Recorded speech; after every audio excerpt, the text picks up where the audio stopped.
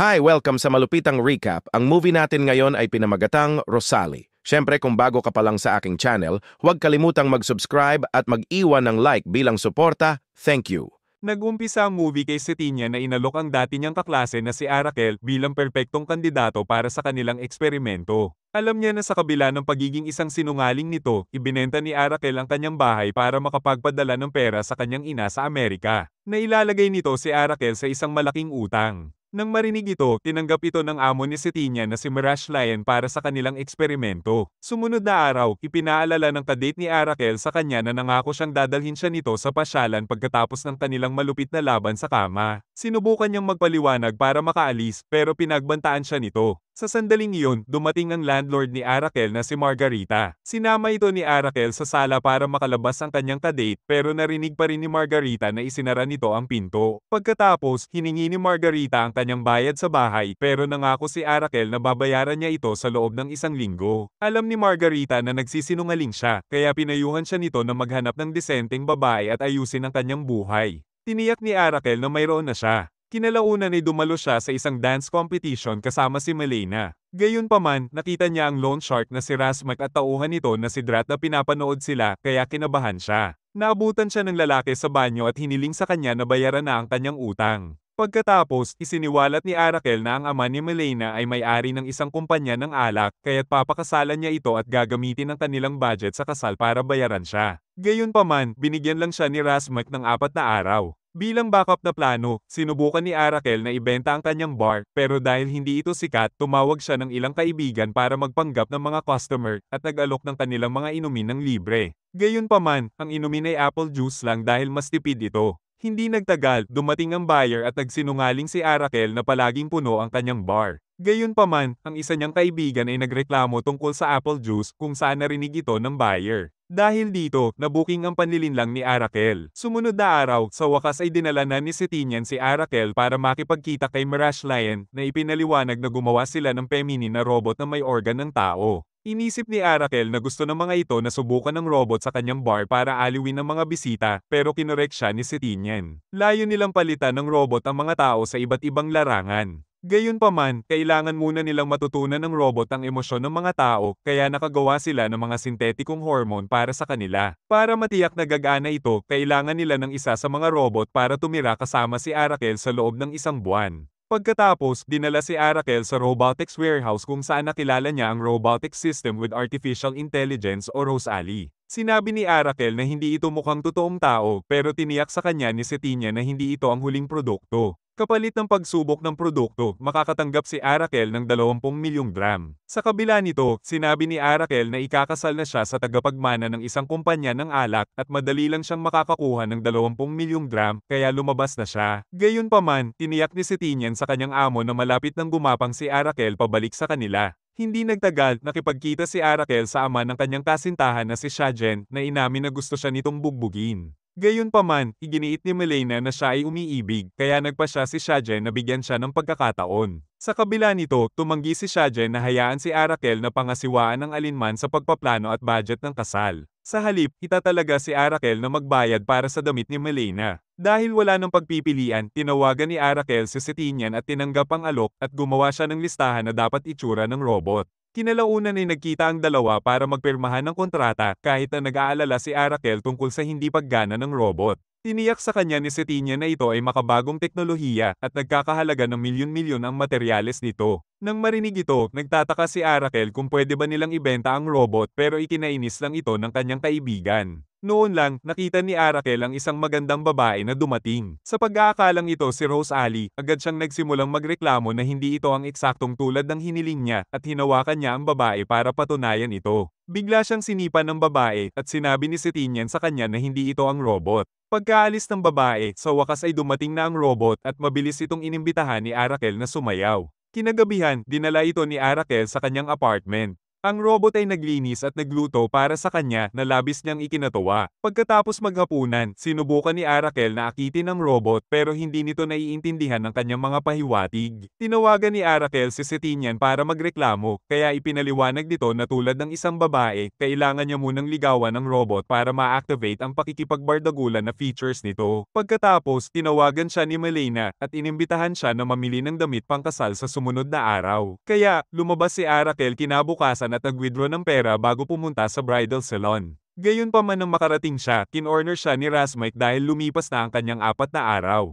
Ipinaliwanag ni Arakel na hindi pa niya nakukuha ang budget para sa kasal kaya ibinigay niya ang kalahati ng kanyang pera bilang bahagyang bayad. Tinanggap ito ni Razmik bago sila makita ni Melena. Nagsinungaling si Arakel na si Razmik ang kanyang mananahi at sinimulan nitong akitin si Melena at nag-alok pa itong tumulong sa pagpili ng kanyang damit. Dahil dito, niyaya na sila ni Melena na pumasok sa salon. Samantala, sumakay si Margarita sa elevator kasama si Ando na nanliligaw sa kanya. Dumating ng dalawa sa palapag ni Arakel at nakita si Rosalie na palabas sa apartment nito. Sa salon, nagkomento si Razmik kung paano ang isang babae ay isang parang liwanag sa buhay ng isang lalaki, kaya dapat silang pumili ng damit na sumasagisag sa ningning. Mukhang kinilig si Melena sa mga papuri ni Razmik. Sa sandaling iyon, nakatanggap si Arakel ng tawag mula kay Margarita na inakusahan siya ng pagbebenta ng kanyang apartment kay Rosalie. Nagbanta ito na tatawag ng pulis kaya nagmadaling hiniling ni Arakel kay Razmik na ibalik ang kanyang pera na sinasabing kailangan niyang bumili ng isang bagay para sa kasal. Dahil ayaw niyang maghinala si Melena, nagmamakaawang ibinalik ni Razmik ang pera. Pagkatapos, agad na umuwi si Arakel para bayaran si Margarita at sabihin na kasintahan niya si Rosalie na pinagdudahan nito. Pagkatapos nito, nakatanggap si Arakel ng tawag mula kay Setinian na inutusan siyang ilabas si Rosalie para makita nila kung paano ito makipag-ugnayan sa iba. Nakatanggap din siya ng mensahe mula kay Melena na bumubuhos sa panlasa ni Razmik sa fashion. Sa tulong nito, nakapili na siya ng kanyang damit na nagkakahalagang 9 milyong dram. Mas mahal ito kaysa sa kanyang inaakala pero walang pagpipilian si Arakel kundi bayaran ito.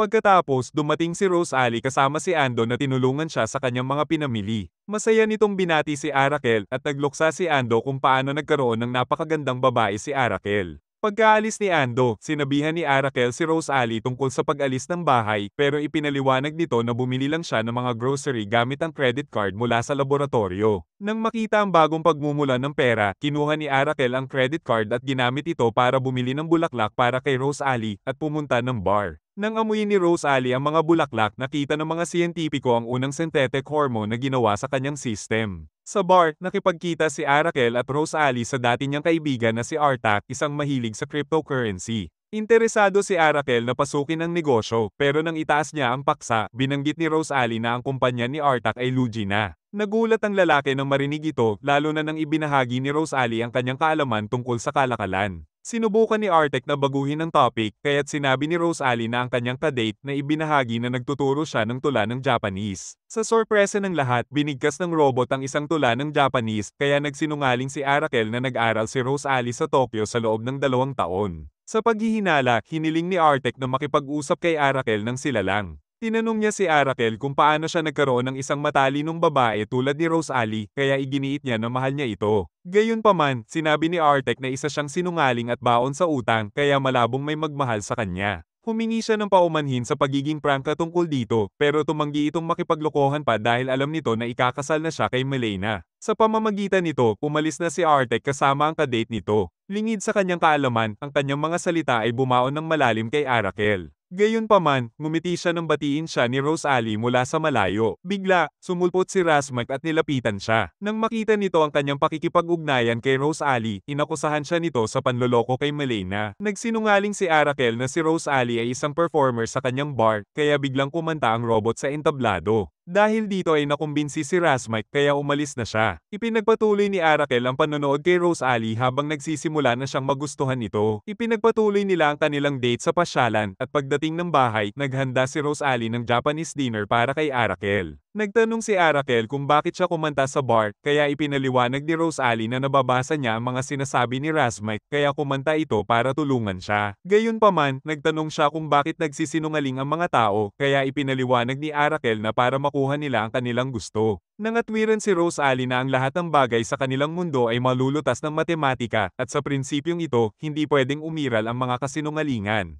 Iba ang iniisip ni Arakel dahil pinapayagan ng lipunan ng mga sinungaling na kunin ang gusto nila. Nagtanong ang robot kung pwede din siyang linlangin ng mga tao, kaya pinayuhan ito ni Arakel na matuto kung paano ito iwasan. Sa pamamagitan nito, hiniling sa kanya ni Rose Ali na turuan siya. Sa natitirang bahagi ng gabi, itinuro ni Arakel kay Rose Ali ang pangmamanipula sa pamamagitan ng card game. Mabilis na natuto ang robot at tinalo si Arakel bawat round. Pagkatapos, kinalkula nito ang kanyang tsansa ng tagumpay sa mga card game na mayroong 78%.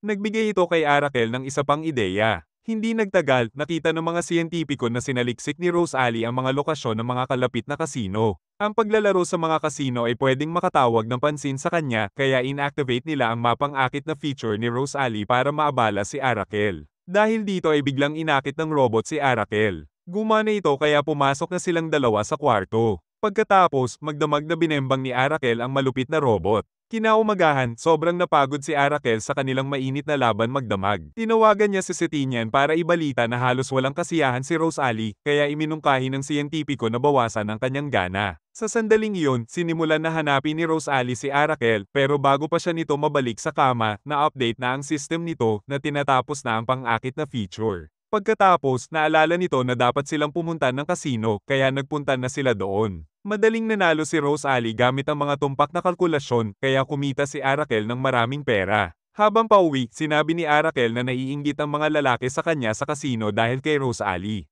Hindi pa niya nararamdaman ang ganong pagmamalaki noon at sa kanyang tuwa, humiling siya na halikan si Rose Ali. Sumang-ayon si Rose Ali at nagsalpukan na ang kanilang mga labi. Gayunpaman hindi nagtagal, nakita sila ni Shajen kaya inakusahan si Arakel sa panloloko sa anak nito. Nagsinungaling si Arakel na si Rose Ali ay kanyang kapatid na babae na kararating lang mula sa Amerika at ang robot ay nagsalita ng Ingles para maging mas kapanipaniwala. Nagayuma si Shajen ng robot kaya umatras na ito. Sa bahay, nagtanong si Rose Ali kung bakit sinabi ni Arakel sa lalaki na magkapatid sila kaya ipinagtapat niya na ikakasal na siya sa anak nito. Nang marinig na may ibang babae si Arakel, nakaramdam si Rose Ali ng selos kaya gusto nitong basagin ng isang estatwa sa kanyang ulo. Samantala, nakita ng mga siyentipiko na ang system ni Rose Ali ay binabaha ng maraming sintetikong hormone na nagmumungkahi na nakakaramdam ito ng selos at galit. Nag-aalala sa pwede nitong gawin, inutusan ni Mar Ashlan ang kanyang tauhan na patayin ang mga hormone. Gayunpaman, pinagtatalunan nila na ang kanyang selos ay nagpapahiwatig ng kanyang matinding pagmamahal kay Arakel. Dahil doon, pinahintulutan nila si Rose Ali na ihagis ang estatwa, pero nagawa itong ilagan ni Arakel. Ang aksyon ay ikinatuwa ng robot kaya hindi na niya nararamdaman na nasaktan siya. Sa halip, interesado siya na ulitin ang kanilang ginawa kagabi. Sa kabila ng hindi inactivate ng mga siyentipiko ang pang-akit na feature ni Rose Ali, nagawa niya itong i-activate ng kusa. Nagbigay ito sa kanila ng pag-asa na si Rose Ali ay nagkakaroon ng mga pagnanasa tulad ng isang tunay na tao. Dahil dito, naghanda na si Arakel na bembangin si Rose Ali, pero bigla niyang nakita si Razmik at Drat sa loob ng kanyang bahay. Nalaman nila ang tungkol sa mga panalo ni Arakel sa kasino, kaya kinukuha na ni Razmik ang kanyang buong napanalunan sa kanyang utang at para itago ang kanyang lihim na relasyon mula kay Shajen at Malena. Pagkatapos, pinagalitan nito si Arakel sa pagtataksil kay Malena at inutusan siya na umamin na dito. Sumunod na araw, nakita ni Shajen na masaya ang kanyang anak na kausap si Razmik.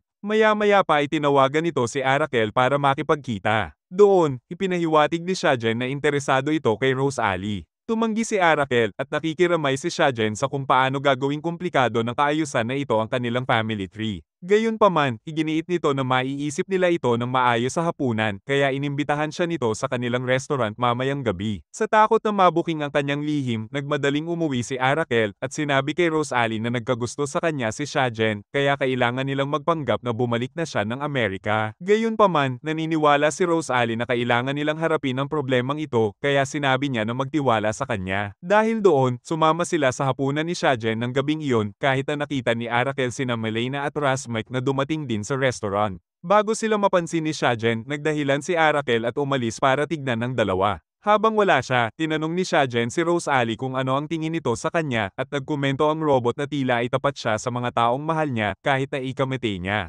Halimbawa, pinangalanan niya ang isang alak sa pangalan ng kanyang yumaong asawa na nagmumungkahi na hindi pa siya ganap na gumaling sa pagkamatay nito. Gayunpaman, naghahanap din siya ng taong pupunan ng butas sa kanyang puso. Sa tingin niya, ito ay isang pagkakamali dahil nahanap na niya ang kanyang kamag-anak na espiritu at ito ang tanging paraan para tunay na umibig. Samantala, hinarap ni Arakel sina Malena at Razmite pero palihim na ipinaalala ng lalaki sa kanya na dapat niyang aminin ang kanyang pagtataksil dahil kung hindi, sasabihin niya kay Shajen ang tungkol sa relasyon nila ni Rosalie. Pinilit nitong umatras si Arakel kahit na nakita niyang aalis na si Shajen. Tinanong niya si Rosalie kung ano ang nangyari, kaya ipinaliwanag nito na naiintindihan niya na madalas na nagsisinungaling ang mga tao dahil natatakot sila sa katotohanan. Kaya, sinabi nito kay Shajen ang katotohanan tungkol sa kanyang mga pananaw sa pag-ibig. Kinalaunan, nakita ni Malena ang kanyang ama na inaalala ang tungkol sa kanyang ina. Ginamit niya ang oras na ito para aminin na ayaw na niyang pakasalan si Arakel. Sa halip, gusto niyang maging sila ni Razmite.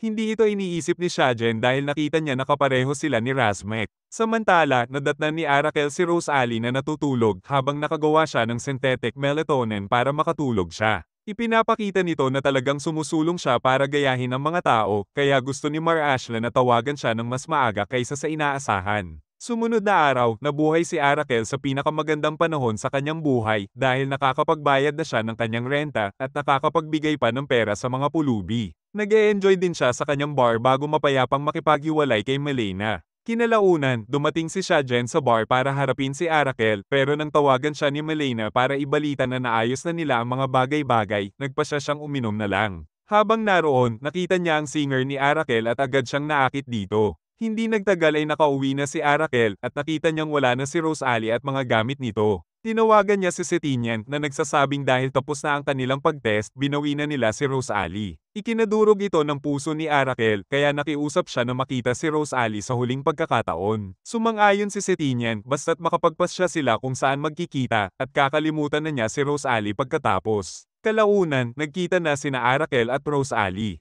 Agad niyang hiniling kay Rosalie na bembangin ito pero alam ng robot na hindi siya totoong tao kaya hindi sila pwedeng magpakasal o magkaanak. Sa halip, pinasalamatan siya nito dahil tinuring siya nitong tunay na tao. Sa kanyang gulat, biglang napaluha si Rosalie. Bigla, nag-freeze si Rosalie nang i-deactivate ito ni Setinian. Pagkatapos, dumating ang grupo ng lalaki para kunin ang robot pero naramdaman ni Arakel na parang may mali. Nagtanong siya kung alam ba ni Mar Ashlan ang tungkol sa pagkuha ng mga lalaki kay Rosalie. Tiniyak ni Setinian na tatawagan niya ang kanyang amo pagkatapos nitong magbakasyon, isinisiwalat na ibinente niya si Rosalie ng walang pahintulot ng kumpanya. Sa pagtanggi na mahulog si Rosalie sa kamay ng kalalakihan, naghanda si Arakel na ipagtanggol ito pero madali siyang nadaig ng mga ito. Maya-maya lang, dumating sina Razmite at Drat at nilabanan ng mga tauhan ni Setinian. Sinundan ni Razmite si Arakel para bayaran siya sa damit ni Malena at tumanggi siyang mabaon sa utang ang lalaki. Pagkatapos, tinanong siya nito kung nasibak na ba niya si Malena, kaya tiniyak ni Arakel na natatakot siya kay Shajen para gawin iyon bago ang kasal. Napayapa dito si Razmite kaya nagpasya siyang ipagtanggol si Arakel. Gaya ng ginagawa niya, sinubukan ni Arakel na makalapit kay Rosalie pero madali siyang nadaig. Nasaksihan ito ng robot at muli nitong inactivate ang kanyang sarili. Iniligtas niya si Arakel at pinabagsak ang ilan sa kanilang kaaway pero bigla siyang huminto nang mahawakan ni Setinian si Arakel at tutukan ng baril. Naalala ni Rosalie ang mga masasayang alaala niya kasama si Arakel kaya para iligtas ito, sumuko na siya sa mga tulisan. Gayunpaman, tumanggi si Arakel na palayain siya at tumakbo ito papunta sa kanya kaya nagpaputok ng baril ang mga kaaway. Agad, pinrotektahan ni Rosalie si Arakel mula sa mga bala kaya nasira siya. Sa sandaling iyon, sumugod ang mga pulis sa lugar at inaresto si Setinian at ang mga tauhan nito. Makalipas ang ilang buwan, magkasama na sina Margarita at Ando habang tinutulungan ni Shajen ang singer ng bar na matupad ang pangarap nito na maging recorded artist. Sina Razmite at Malena ay ikinasal na din at nagbukas ng bagong brand ng fashion ng magkasama. Nagpatuloy din si Mar Ashley at kanyang team sa bagong linya ng mga Rosalie robot. Pagkalipas ng 3 taon, tinawagan ni Mar Ashlan si Arakel para matutunan ang tungkol sa bagong development ni Rosalie. Lumalabas na nagawa nilang ayusin si Rosalie at manganganak na ito ngayon. Iginiit ni Arakel na ang kanilang anak ay ipinaglihi sa pagmamahal, hindi mula sa kanilang laboratorio. Sinabi ni Mar Ashlan na ang mga gene ng kanilang sanggol ay binuo pa rin ng mga synthetic ng kanilang android pero para kay Arakel, hindi na ito mahalaga. Iginiit niya na siya ang ama ng batang ito at ibinaba na niya ang tawag. Pinuri siya ni Rosalie sa pakikipagtalo sa mga siyentipiko. Kaya, pumunta na sila ng ospital para ipanganak ang unang human-android hybrid. At dito nagtatapos ang movie. Thank you for watching.